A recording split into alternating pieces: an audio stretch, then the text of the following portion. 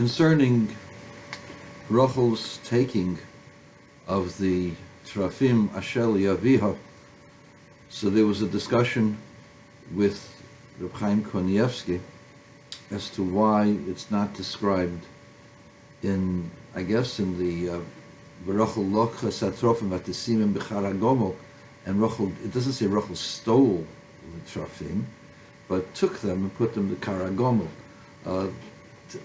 There is no other reference to when Rochel took them, except that Batignev Rochel Satrofim. Rochel actually, it says Rochel stole the Trofim, and so Lo Yoda Yankiv Ki Rochel Gnovosam.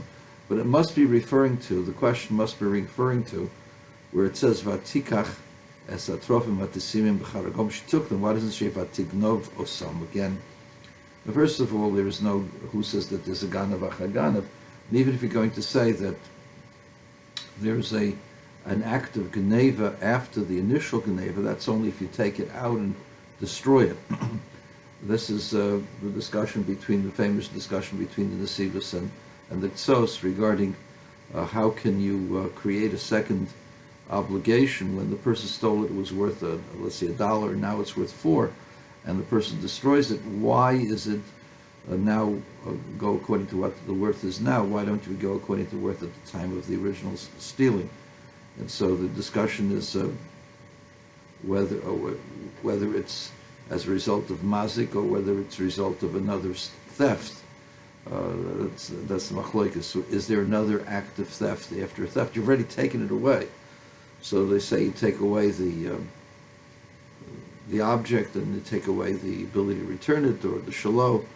This is already theory in regarding theft, but there's another act of theft. But in Pashtus, in simple context, it was already stolen. How can you say she stole it again? She didn't remove it from any kind of possibility. She didn't eat it. She didn't destroy it. She just hid it. And since she hid it, that's the same as taking it before. So why should there be another act of Geneva?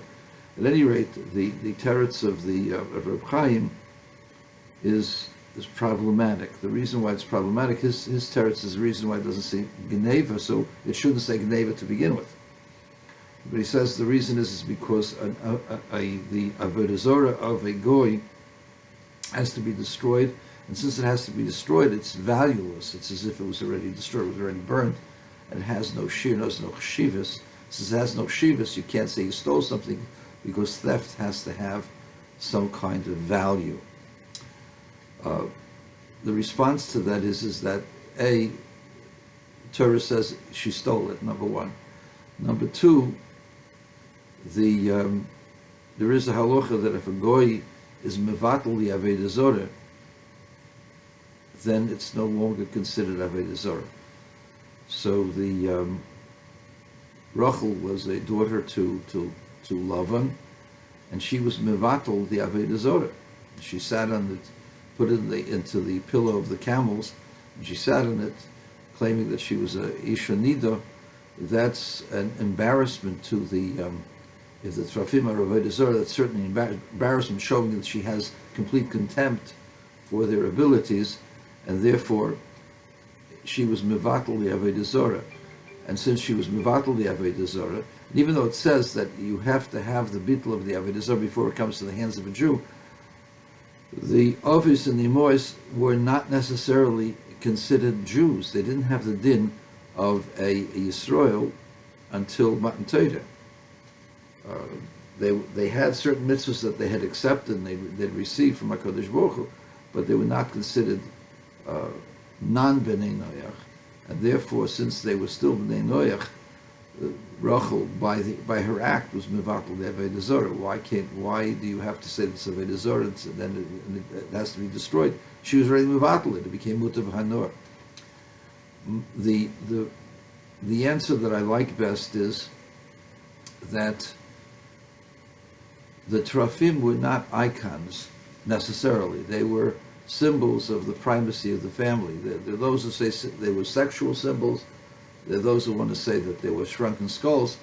But there is an opinion that says that these were the skeletons or the shrunken bodies of ancestors, maybe Peleg and Yoktan or somebody along that line, because certainly they wouldn't have done that to Noach, and Shem was still alive apparently at the time, and Shem and Eva were still alive during that period of time. Yaakov was a student of Shem and Eva, so they couldn't have been them, but rather these were people who had died before, maybe Peleg, who had died before, and Arpachshad or whatever, people who had died before them, and these were, and it was customary at that time to take the head of the household and keep his body with you, indicating that you are the heir, you are the central figure of that particular household. And that rings true, because otherwise why would Rachel hold on to them? Why didn't she just destroy them? If it's Avodah Zarah, you destroy it. And even though she was mevatel the Avodah Zarah, what value is there to a shrunken skull or a body? And if it's a body that has to be buried, let her bury it. Why couldn't she bury it? Another thing is that the Trophim existed in the time of King David in the house of Saul. Michal Bashol had Trophim. Where did she get them from? It's not a stretch to say these are the same Trophim that Rachel had. So what is the idea behind it? The idea behind it is that possession of the Trophim indicated the primacy of the family, that they were the heirs of, let's say, Arpachshad or Nochar, the first Nochar, not Nochar, the brother of Avraham, but the father of Terach. So those people were the heads of the family, heads of the clan, and their skeletons or their bodies at that time became customary among the various clans, that in order to show the primacy of the clan, they kept the body of the ancestor with them. And so, since the oldest in the family of Terach was Avraham, so Avraham really deserved to have the Terafim. The fact that it was in the family of Nochar and Lavan inherited it is only because Avraham Avinu was in Eretz Canaan, Eretz Yisrael.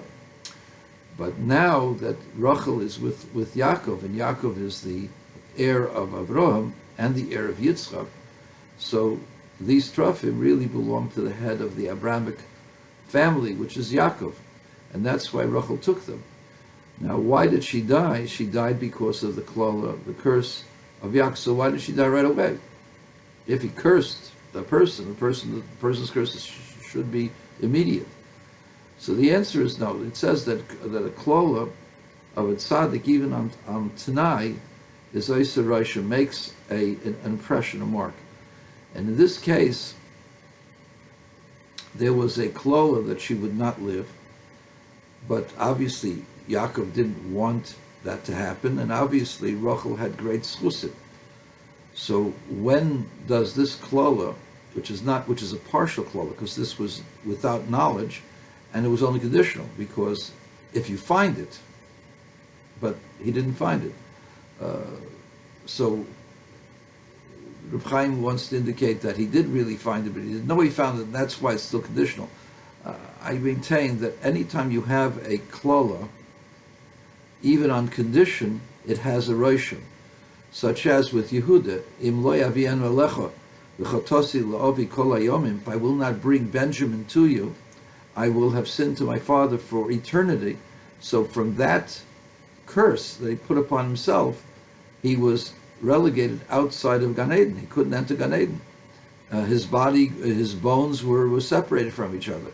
They were shaking around during the time of their transport.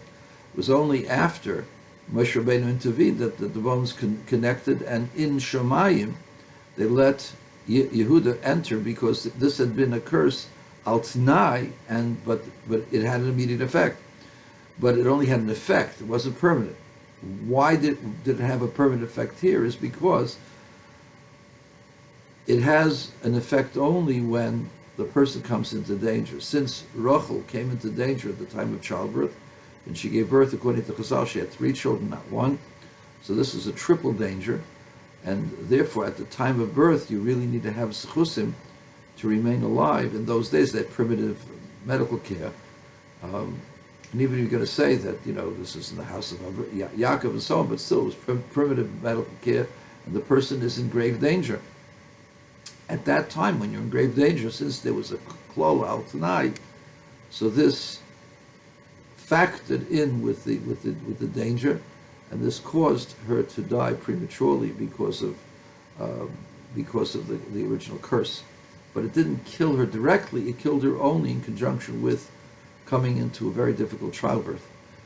Now, it could very well be that Rochel allowed herself to die. It doesn't say that she prayed for her life.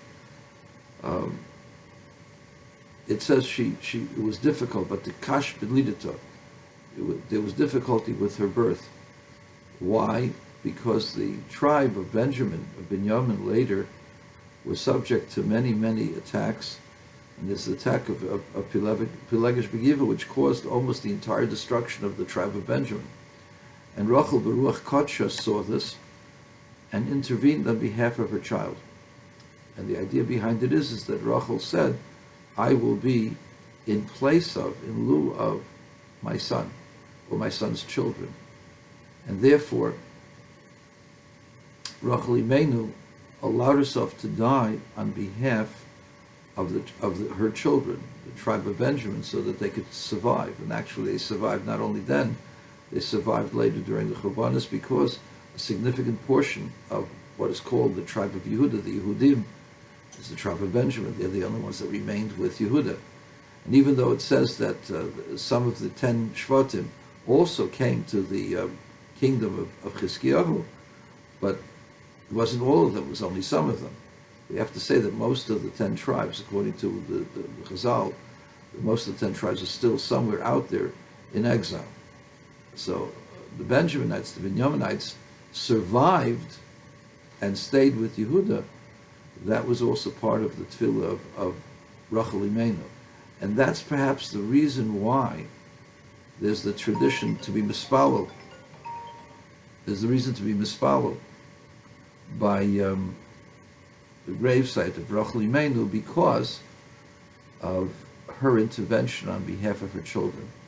And since she considered all of Jacob's children her children, so traditionally we're mispalel at her grave because she was willing to put her life second to the life of the children, and therefore all Jewish children come to the gravesite of Rachel because Rachel intercedes on our behalf.